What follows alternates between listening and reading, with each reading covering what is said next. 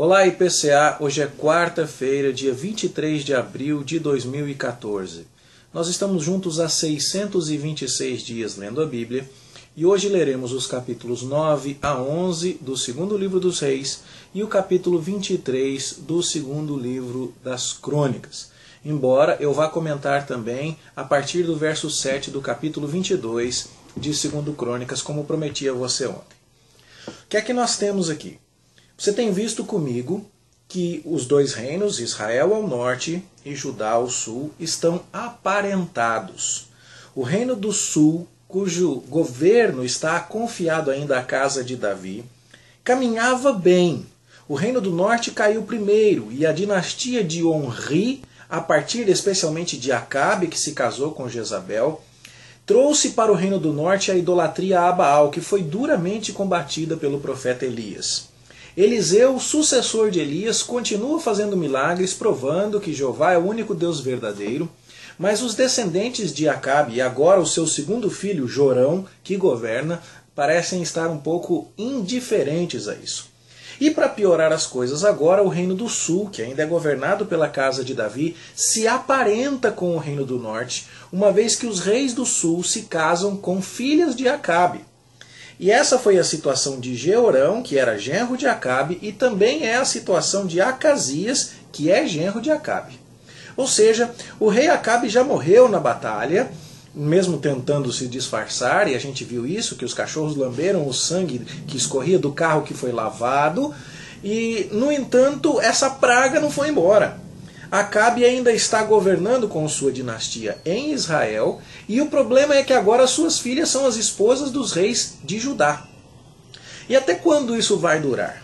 Bom, o que nós vamos ter a partir deste capítulo é exatamente a resposta de Deus a Elias, ao profeta que ficou indignado com tudo o que acontecia nos dias de Acabe e nos seus próprios dias, quando Elias e Acabe estavam vivos e juntos.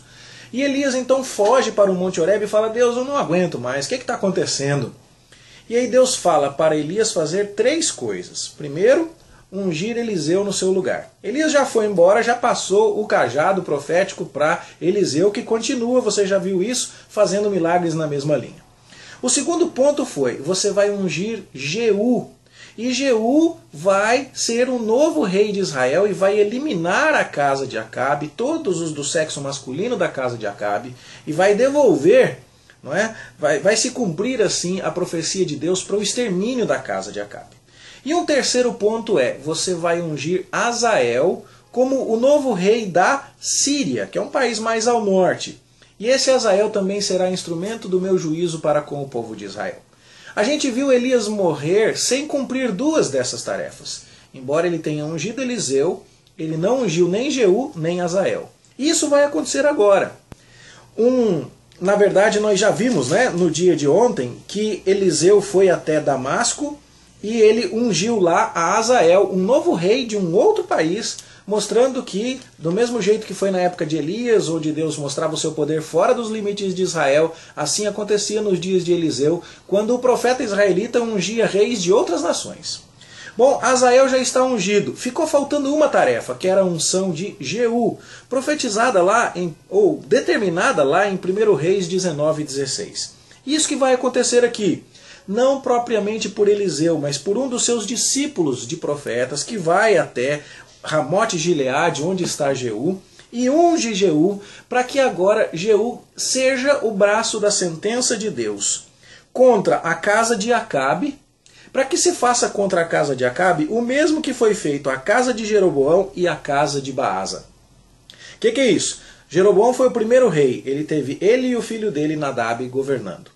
Mas desobedeceu a Deus, golpe de estado, uma nova dinastia, dinastia de Baasa, que teve ele e o filho dele governando, mas que também não seguiram a Deus. E aí então entrou a dinastia de Onri, que era o pai do Acabe, que também não obedeceu. Então no verso 9 do capítulo 9, você vê em 2 Reis exatamente que, quando o discípulo de Eliseu unge Jeú, o recado dado é: vou trocar a dinastia no reino do norte mais uma vez, porque esses reis andam se afastando de mim. E é isso que vai se cumprir. Jeú vai com pressa para o lugar onde estão Acasias e Jorão. Vamos lembrar esses nomes, que é um pouco complicado? Acasias é da casa de Davi. É genro de Acabe, mas governa em Judá.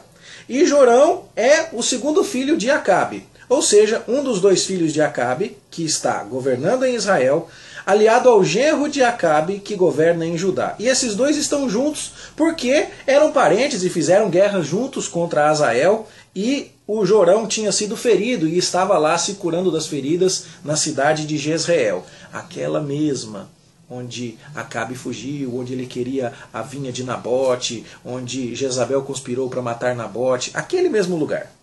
Bom, estão os dois reis, o rei de Israel e o rei de Judá, na cidade de Jezreel. E Jeú chega até lá. E você vai ler aqui como é que Jeú, com astúcia, com rapidez, promove ali uma revolução, um golpe de Estado, e mata o rei israelita. Ele mata Jorão, o segundo filho de Acabe. Isso era o que ele tinha sido ordenado fazer. Essa foi a sentença de Deus. Só que Jeú vai muito além. Ele mata também Acasias, que era filho de Davi e que governava em Judá. E ele faz isso um pouco, dá para entender, porque Acasias era parente de Acabe. Ele era, na verdade, o cunhado do Jorão. Dois reis de duas nações, mas um era cunhado do outro. E embora Jeú tenha sido mandado para exterminar o rei do norte, ele fez a faxina e pegou e exterminou também o rei do sul, matando um filho de Davi. Obviamente, Jeú extrapolou aquelas ordens que recebeu. Ele foi muito além.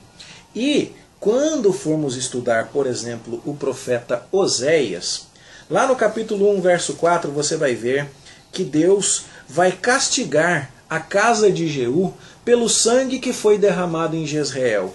E qual sangue é esse? É o sangue de Acasias, filho de Davi, que embora fosse cunhado do filho de Acabe, não devia ter morrido naquela ocasião. Fecha o parênteses, vamos voltar aqui para o nosso texto. Bom, ainda faltam profecias para cumprir. Ainda é preciso que os cães comam a carne de Jezabel.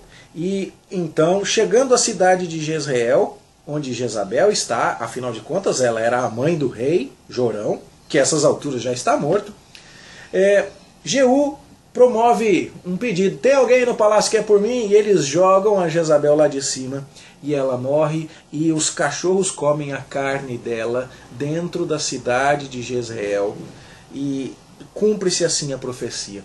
Há uma clara demonstração aqui na redação do texto que os pecados da casa de Acabe não ficaram sem punição. Aliás, Jeú cita essas profecias e ele toma algumas providências para que elas se cumpram o mais literalmente possível. Por exemplo, depois de matar o rei Jorão, ele pede que o corpo de Jorão seja jogado sobre o campo de Nabote. Aquele campo que Jezabel fez de tudo para tomar do Nabote e entregar para Acabe, porque ali era que precisava escorrer o sangue da casa de Acabe. A casa de Acabe é exterminada, não só em Jezreel, que era a segunda capital do reino, a segunda cidade mais importante, mas também em Samaria, a principal cidade, para onde Jeú vai se corresponder, com quem Jeú vai se corresponder e dizer: olha, se vocês querem defender a dinastia de Acabe, coloquem um rei aí que eu estou indo guerrear contra vocês. Mas todo mundo ficou com medo, ele já tinha matado o rei Jorão, já tinha matado o rei Acasias, ele estava muito fortalecido. E aí, então eles acabaram matando os 70 filhos de Acabe que estavam por ali em Samaria e entregando a cabeça desses filhos para Jeú. E assim se cumpre a profecia de 1 Reis 21, 21. Todos os do sexo masculino da casa de Acabe são finalmente exterminados.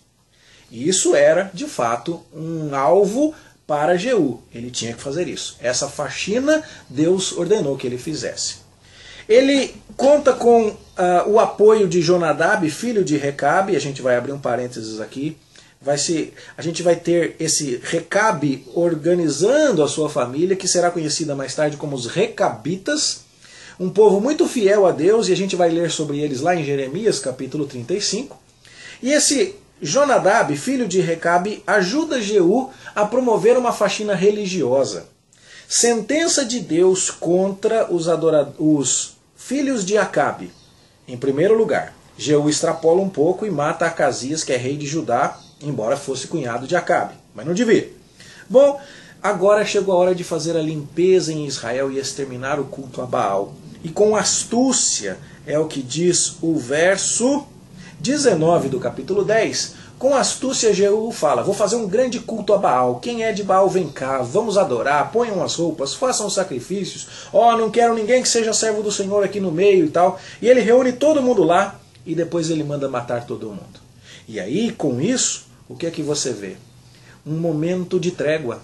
A nação que esteve tão dedicada a Baal nos dias de Acabe e de seus herdeiros, primeiro seu filho mais velho Acasias, depois o segundo filho Jorão, enquanto Jezabel vivia e ela tinha acabado de falecer, agora finalmente esta nação de Israel, povo do Senhor Jeová, está livre, por algum tempo pelo menos, da adoração a Baal.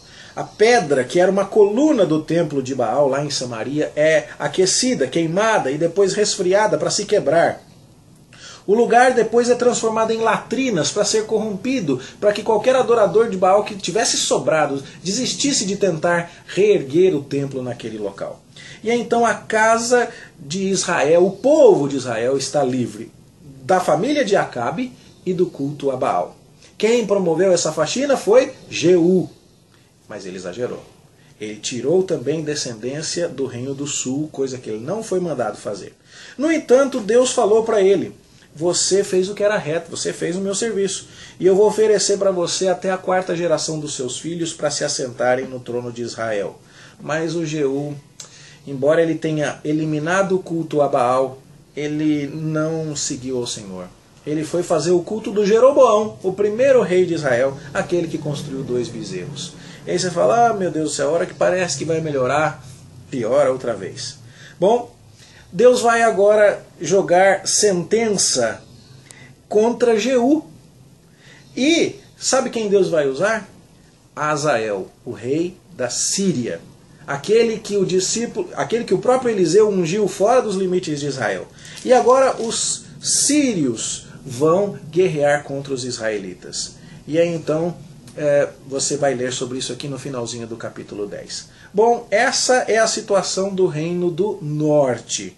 Jeú foi lá, matou a família de Acabe, matou os seus 70 descendentes do sexo masculino, matou a Jezabel, matou os adoradores de Baal, purificou a nação, embora ele mesmo depois disso tenha caído nos pecados de Jeroboão.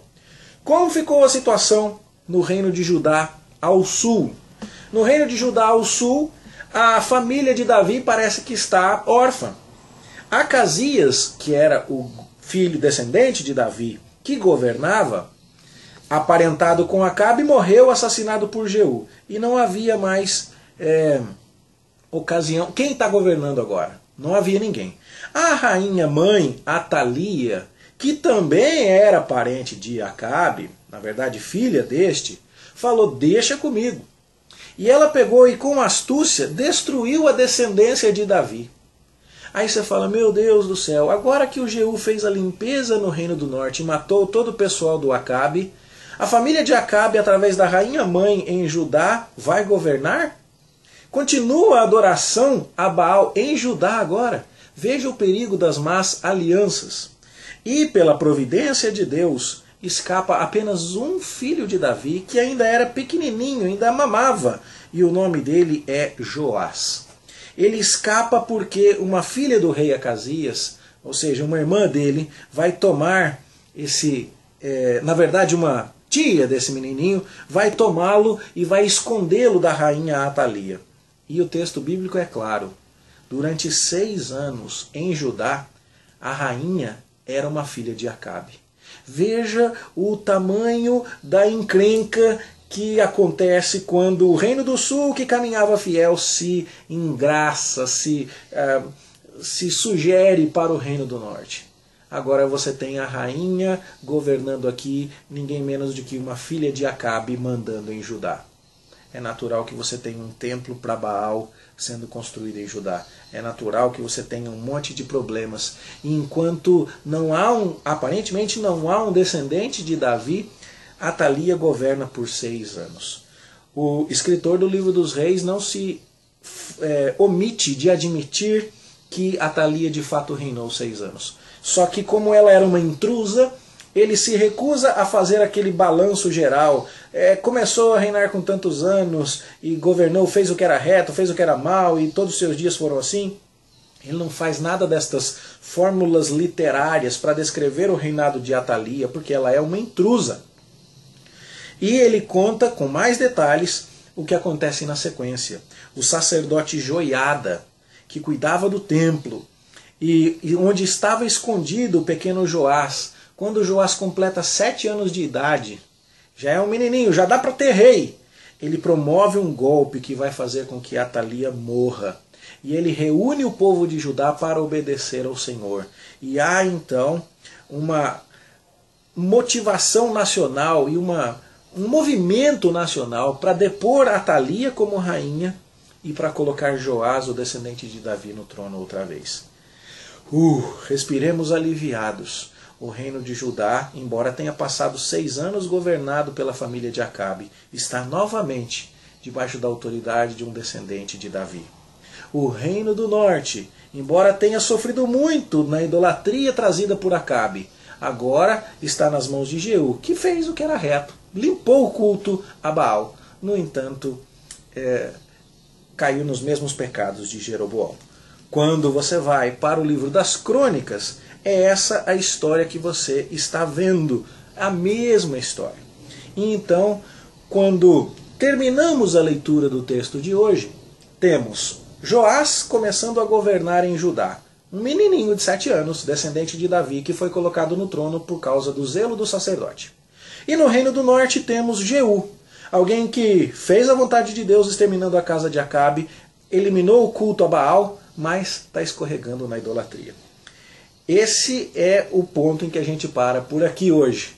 E mais uma vez, somos lembrados do perigo das más alianças. E mais uma vez, vamos vendo o quanto o erro do chefe, o erro do líder, colocou tanta coisa a se perder. Então, que isso desperte a nossa adoração responsável, nosso serviço fiel ao Senhor, nos livre de más alianças e nos ajude a ver nisso tudo também a misericórdia e o juízo de Deus. Deus foi misericordioso. Ele, através de Elias, Eliseu, deu muitas chances para a casa de Acabe. Deu vitórias militares importantes e a gente leu sobre elas. Mas como eles se recusaram, a hora do juízo chegou. Esse ciclo de misericórdia sendo estendida, mas uma vez recusada, a juízo e a renovação no povo de Deus, esse ciclo é comentado por nós na edição do boletim desta semana, onde se fala em morte e ressurreição como chave para o Antigo Testamento. A ideia de que o juízo de Deus vem, mas depois recomeça um novo ciclo, é exatamente o que acontece quando Deus julga o meu pecado e o seu em Cristo, e aí nós começamos uma nova vida. Nova vida aqui em Judá, com Joás. Uma nova vida não tão nova lá em Israel, agora com Jeú. É assim que a gente termina o texto de hoje. Amanhã a gente continua lendo a Escritura, se Deus nos permitir. Bom estudo para você e até lá, se Deus quiser.